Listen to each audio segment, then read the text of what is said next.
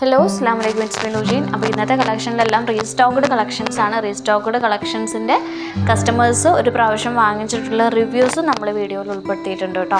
നിങ്ങൾ ഈ കാണുന്ന സൽവാസിൻ്റെയും എല്ലാത്തിൻ്റെയും റിവ്യൂസൊക്കെ ചാനലിൽ അവൈലബിൾ ആണ്.